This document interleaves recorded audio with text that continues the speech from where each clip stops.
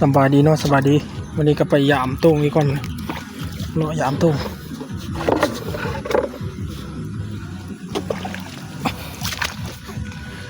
ยามมาแล้วฝนกระตกแล้วไปยามนี่ไปเอาปลามันปั่นปลามัน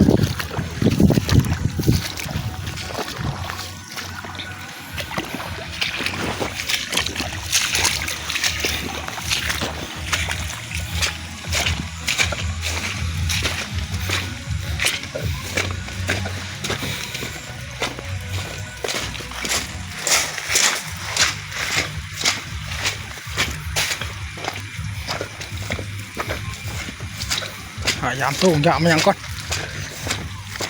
ฝนตกแห้งฝน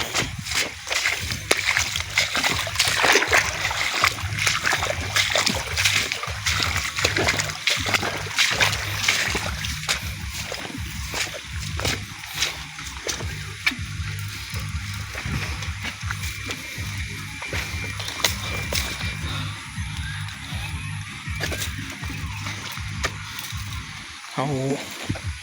จูลุงกับม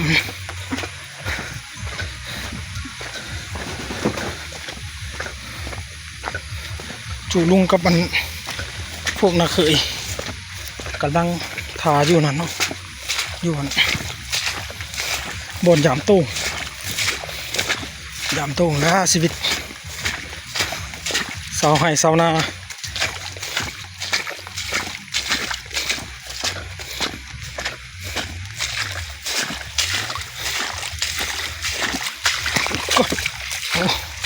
ลม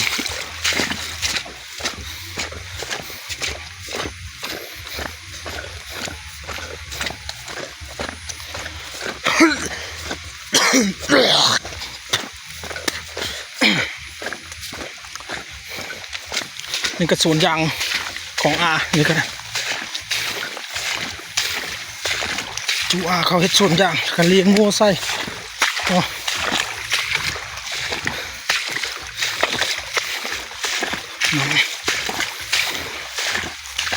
นำมาหลายขนาดเลยนำแล้วดังไฟละอยู่เถียงหมด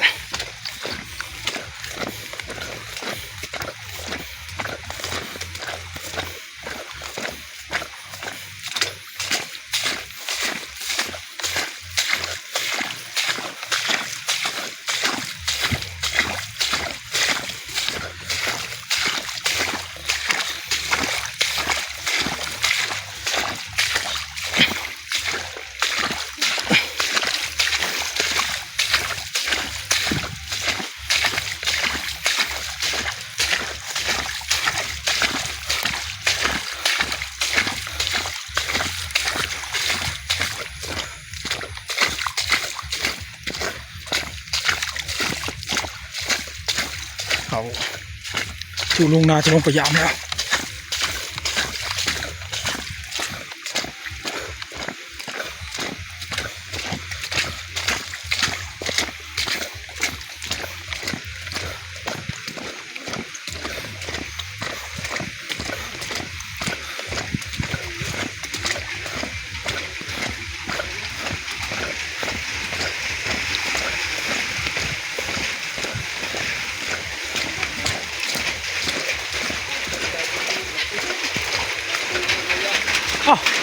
เขาลุงวงได้ใช่ไหมเอาป่ะคุณก็คิดได้คนไงตามหุ้นก่อนนั่งคิดได้ไหมอ่ะเชื่อเลยชอบเชื่อเลยใครเชื่อเลย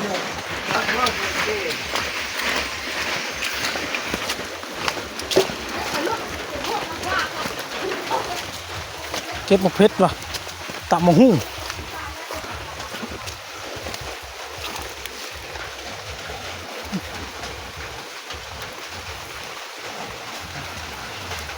หมกเพชรออร์แกนิก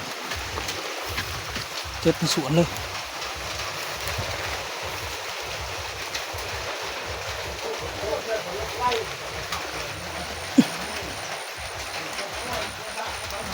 โอ้ที่สมัยกัน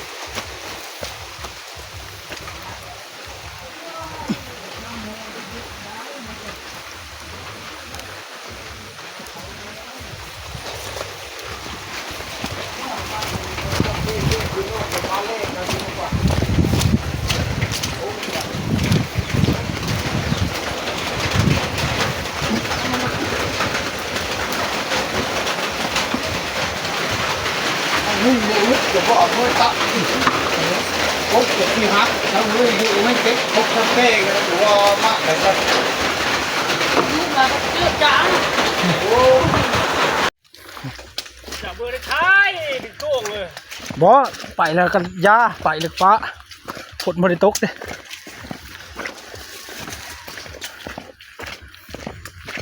โอ้ขับตาเงาอยู่เจ็บมันจักมันอย่างถึงตา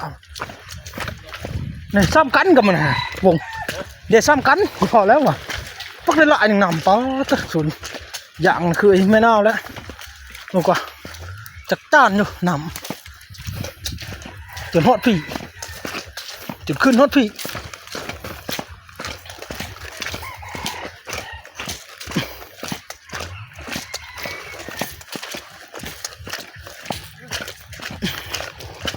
ยามตะโดดนะเด้ยามตะโตนั่นอันนั้นพวกบ่ช่วง3 โมงนะกินตำหุ้งแล้วก็ยามแล้วกูก็มือแล้วมึงมาบ่พอแล้วกูก็มา4 โมงครึ่งบ่บอกกับลุงวงว่าจะไปยามอีกฮะอันนี้มัน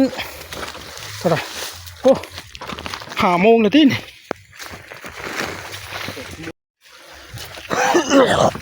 ขึ้นได้2 โต๊ะยามมาเช้านี่ก็ได้ตูงตัวนั้นยาเต็มจุ๊บจังเอาขึ้น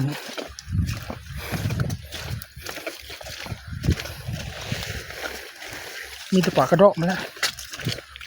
เพื่อนบอกก็ยาวเอาตะปากกบแล้วยาว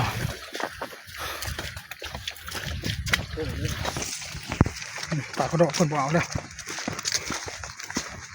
ปากกระดอกปากขาว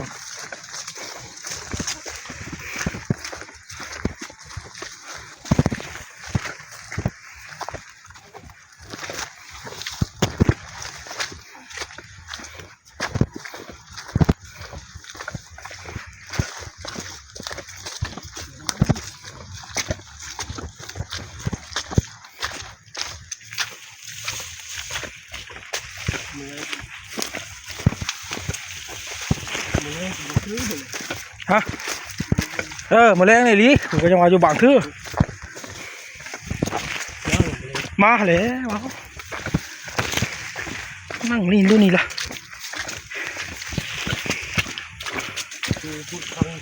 บ่บริษัทแบต3 ตู้แต่คักนะเพราะมือนี่ซากแล้วมือนี่ซาก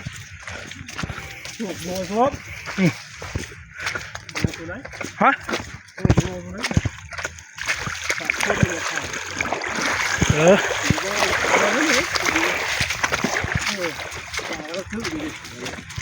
เป็นนั่นแล้วมันบริกินบีน้ำขาวบักอันนี้บ่บักยังเฮือนบักยังบัก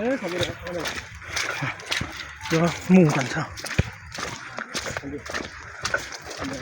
อันเดมาเลยเอาโอ้2 ตู้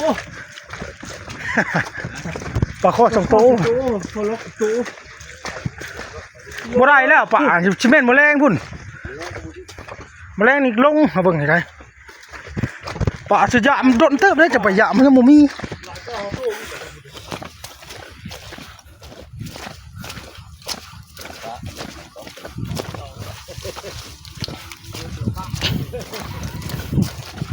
โอ้แห้งกว่านี้เชอะดีซะแล้ว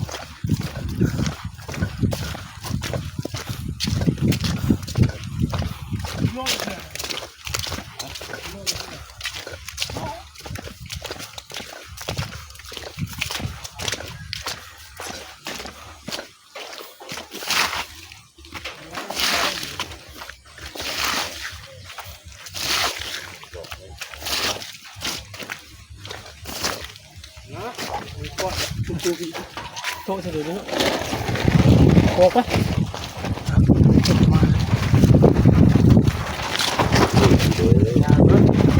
โอ้เป็น2 ชั่วโมงเลยก็คือ2-3 ชั่วโมงเลย3 ชั่วโมงปากกระโดดเช้า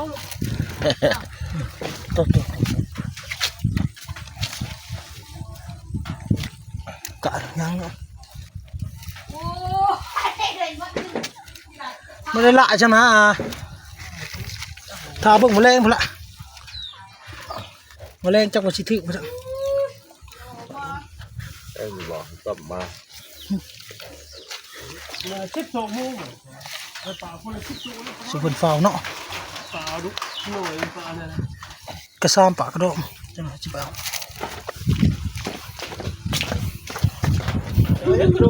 ใกล้กินเลยนะ เอาเก็บใส่นี่แล้วเอาบ่ได้เอาได้ลุงปากกระโดดเลยสิเจ้าเอาเลยเอาจะเอาปลาข้อเลยจะบ่เอาบ่ขี้คร้านใส่เนาะน้อยเดียวเนาะเอาเลยนะนี่เคยเอาเลยนะกับลุงวงก็สิเอากะ เอาเมื่อลุงก็เว้ยเมื่อเห็นประเดี๋ยวกันเจ้าฮะพอ ขี้เกลือนกันเอารถเคยเอาบ่เอา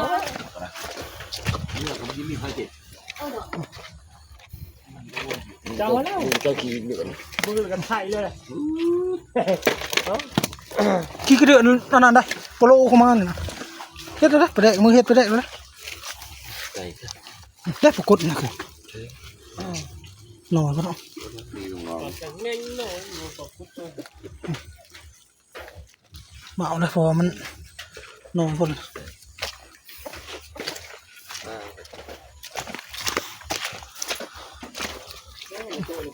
เราคือไก่บ่มีแล้วเราเพิ่มบ่มีบาทนึงเขาเพิ่มสิลดราคา14ช่อง